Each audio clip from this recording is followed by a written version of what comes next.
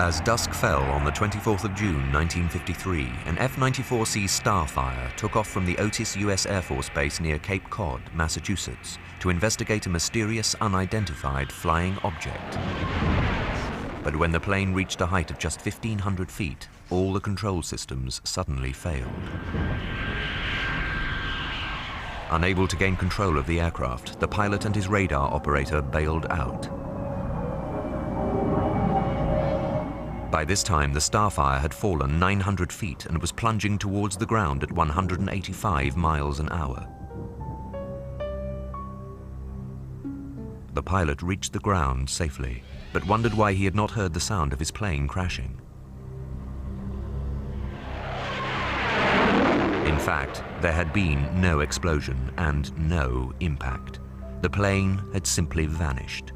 So too had the radar operator. A widespread search turned up nothing except the cockpit canopy cover, which had blown off when the pilot ejected. 5 months later, on the evening of the 23rd of November, an F-89C Scorpion was dispatched from Kinross Air Base to investigate a UFO, apparently flying through restricted airspace over Lake Superior, Michigan. Closely monitored by ground control, the Scorpion tore after its quarry. Seeing the two radar blips merged into one, ground control assumed that the Scorpion had simply flown over the target. They waited for the blips to separate again.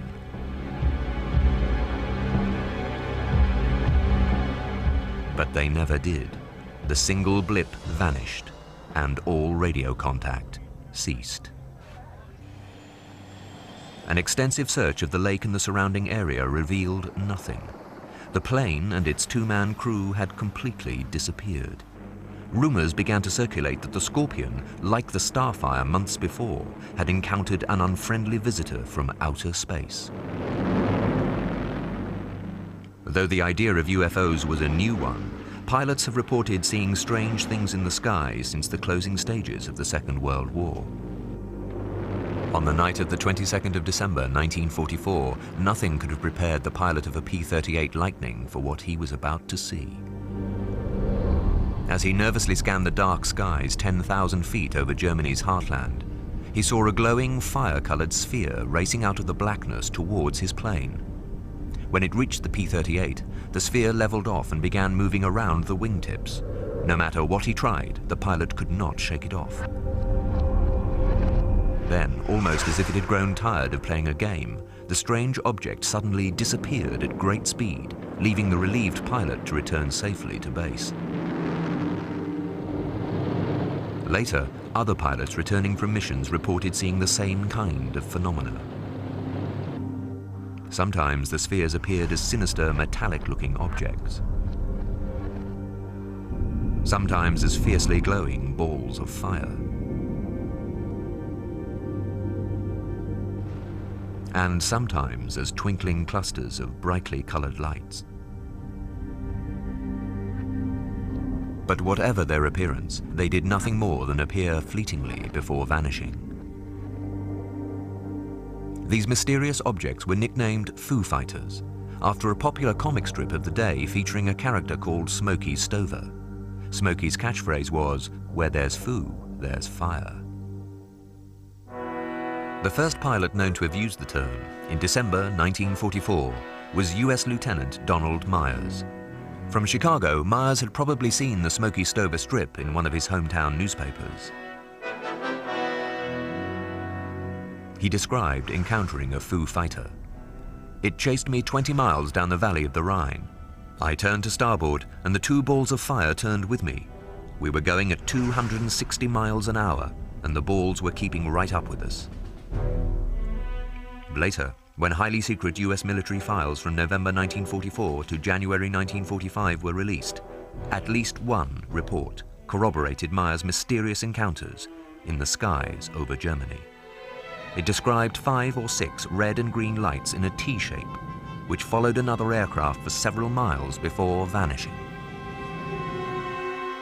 Although the name Foo Fighters sounded harmless, the Allied powers took them seriously and worried that the Germans had invented some kind of new secret weapon with extraordinary capabilities.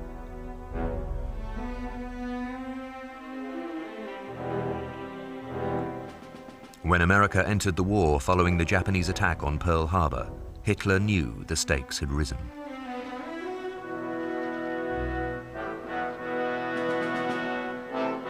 In response, he ordered his teams of brilliant scientists and engineers to come up with a series of secret weapons, aircraft, and other deadly military hardware with which to confront the enemy.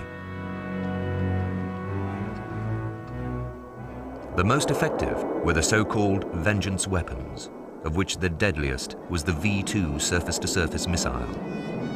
Packed with high explosives, these 46-foot-long, 12-ton unmanned rockets could reach 3,600 miles an hour and were at that time impossible to destroy.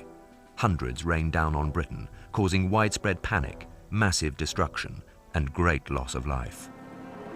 Following the devastating success of the V-2s, Hitler's aviation designers came up with the Me-163, or Comet, a small rocket-engined interceptor plane, capable of flying 600 miles an hour at 40,000 feet. As the Comet took off, it jettisoned its undercarriage, giving the stubby little plane an even faster rate of climb. Even more revolutionary was the Horton bomber. Designed as a giant flying wing, the prototypes bear an uncanny resemblance to the stealth aircraft of today. With a projected range of 7,000 miles, speeds exceeding 600 miles an hour, and a ceiling of 52,500 feet, the Horton was intended to cross the Atlantic to bomb the US mainland. By the end of 1944, Germany was clearly losing the war. But the Allies were aware that Hitler's scientists were still working on aircraft like the Horton and the Comet, which might just tip the balance in Hitler's favor. So when reports started coming in about the so-called Foo Fighters, the Allies feared a new and deadly German threat. But the Foo Fighters, whatever they were, didn't seem aggressive. It was not until after the war that planes and their crews simply began to vanish. At the end of the Second World War, the US government appreciated the ability of Hitler's top scientists, especially those involved in rocket research, and took them to the States before they could be enlisted by the Soviets. The most renowned of these was Dr. Wernher von Braun, the man behind the lethal V-2 rockets.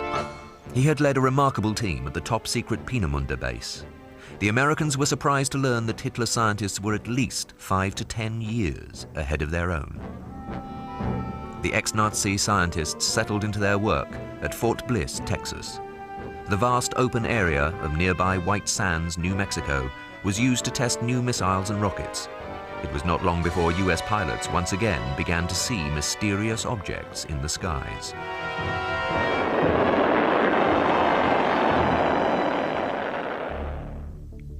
In June 1947, a Marine transport aircraft went missing in the Cascade Mountains of Washington State.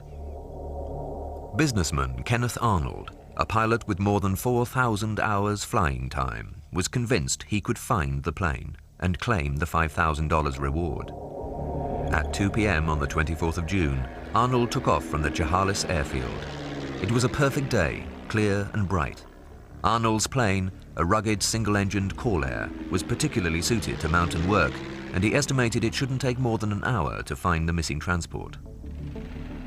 After a few minutes, he leveled out at 9,500 feet and started a sweep of the area around Mount Rainier, when he was startled by a sudden flash of bright light across his plane. A DC-4 was in the vicinity, and he thought the flash might have been a reflection from its fuselage. Then, to Arnold's utter amazement, a tight formation of 9 crescent-shaped aircraft suddenly swept into view. As he watched, Arnold wondered if he had stumbled across some new, highly secret military planes.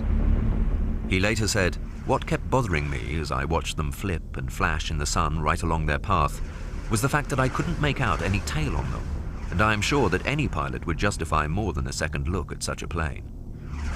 I observed them quite plainly from a distance of between 20 to 25 miles. Arnold abandoned his search for the missing transport plane and raced home, where he breathlessly described his mysterious encounter. The press seized on his description of the UFOs as flying like a saucer skimming across a pool of water. The term flying saucer was thus coined, and Arnold went down in history as the first person to have allegedly encountered one.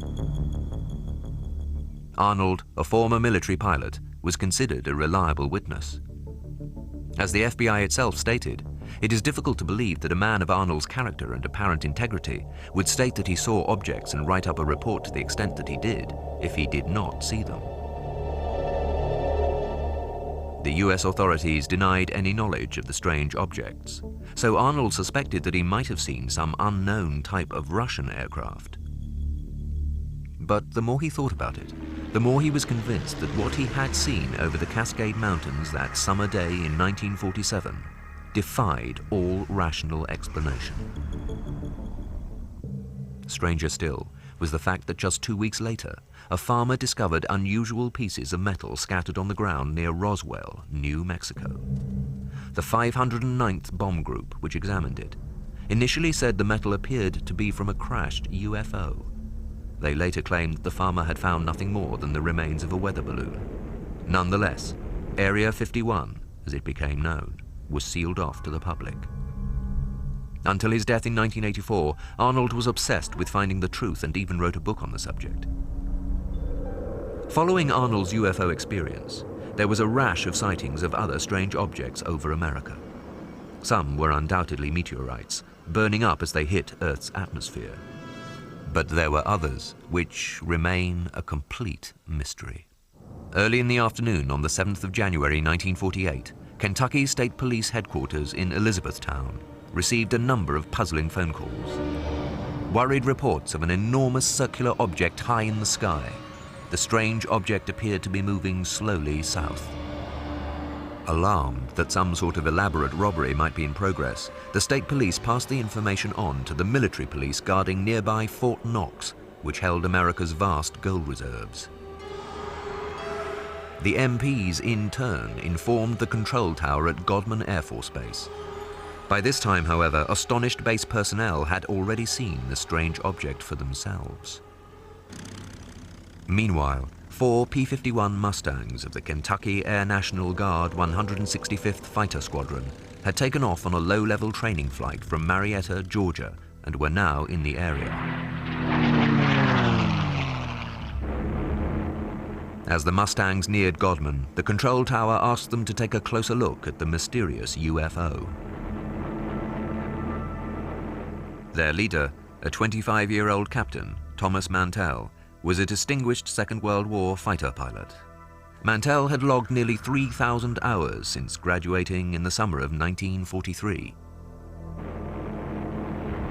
Pausing only to allow one of the squadron to continue on the original flight path, Mantell spiraled up to 15,000 feet at full power, followed by the other 2 planes.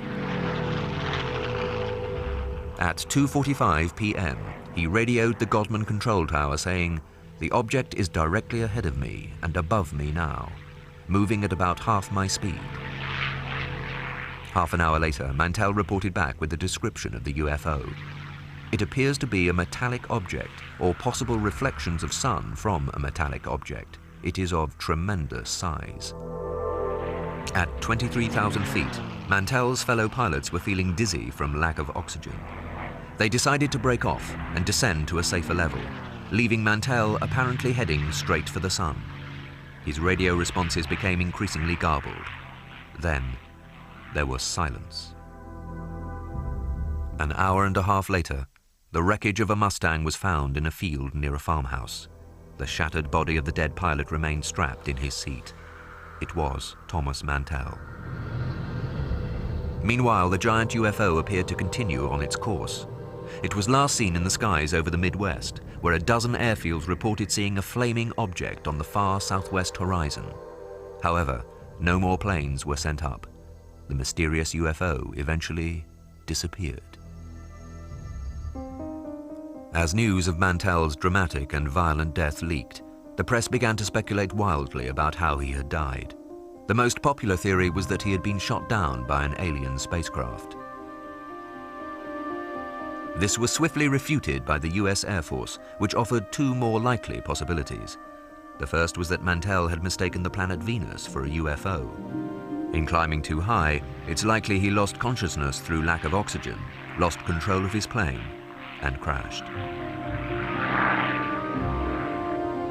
The second was that the UFO might have been a giant weather balloon, which had been released from a ship and then drifted inland, where it was mistaken for a visitor from outer space. When viewed from beneath, such balloons could assume an unfamiliar shape, not unlike that of a flying saucer.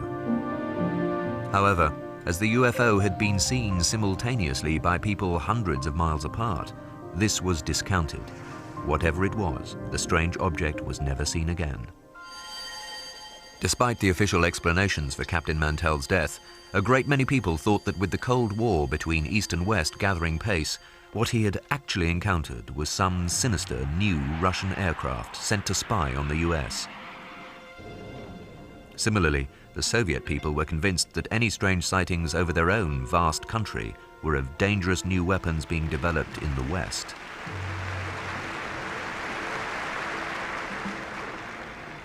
They reacted in the same way as the Americans, sending their fighter planes screaming into the sky to track the mysterious intruders. But they too never found out what they were or where these mysterious objects came from.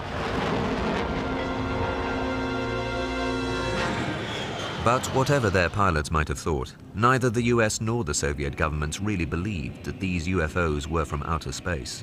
Observers in the West thought that sightings over America might have been highly advanced versions of early German secret aircraft, such as the Horten flying wing, which in the years since the war could have been perfected by the Soviets as a new Cold War weapon. Or the rocket-engined Comet Interceptor, which had been years ahead of its time, even at the end of the war. Certainly, a glimpse of the extraordinary US Lockheed SR-71A, better known as the Blackbird spy plane, might well have convinced an unwitting pilot he was looking at a UFO.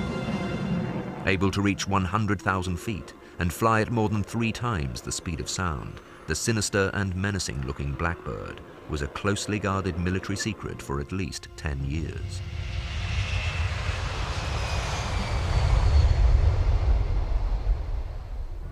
Another strange aircraft which caused a flurry of flying saucer reports when it first appeared over America in 1947 was the US Navy's propeller-driven Chance Vought V-173. The Flying Flapjack, as it became popularly known, had a top speed of 500 miles an hour and was armed with 6 20mm cannon.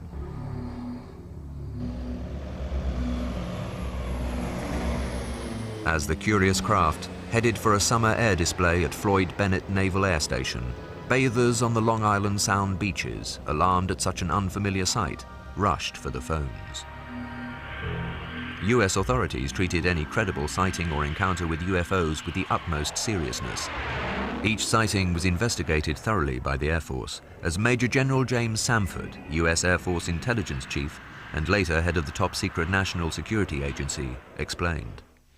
The Air Force interest in this problem has been due to our feeling of an obligation to identify and analyze to the best of our ability anything in the air that may have the possibility of threat or menace to the United States. In pursuit of this obligation, since 1947, we have received and analyzed between 1,000 and 2,000 reports that have come to us from all kinds of sources. According to General Samford, most of these reports could be explained as hoaxes, erroneously identified friendly aircraft, tricks of light, or weather aberrations. But there were some for which there was no easy answer. However, there have been a certain percentage of this volume of reports that have been made by credible observers of relatively incredible things. It is this group of observations that we now are attempting to resolve. Every American UFO sighting was carefully logged in the Blue Book, a register set up by the Pentagon in 1951. By the time it was closed in 1969, the book contained more than 12,600 entries. Since Allied planes first encountered Foo Fighters over Germany in the last stages of the Second World War, there have been countless sightings of unknown flying objects for which there is no apparent plausible explanation. One theory suggested that as the Foo Fighters were visible to the naked eye, yet undetectable to radar, the phenomena might have been a strange and rare form of spherical lightning, sometimes referred to as St. Elmo's fire. Later sightings were ascribed to the prototypes of top-secret US aircraft, such as the stealth fighter and bomber.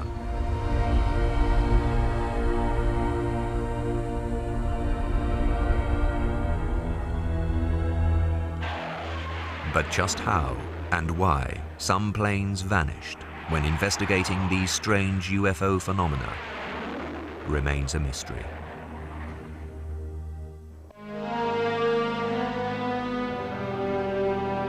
And we've more Vanishings next Monday to Friday at 7:30, beginning with the disappearance of the Royal Navy frogman Buster Crabbe. After the break here on the History Channel, there's the first of a two-part Emmy Award-winning dramatisation of the Nuremberg trials, with Alec Baldwin as the lead prosecutor in the fight to bring Nazi war criminals to justice.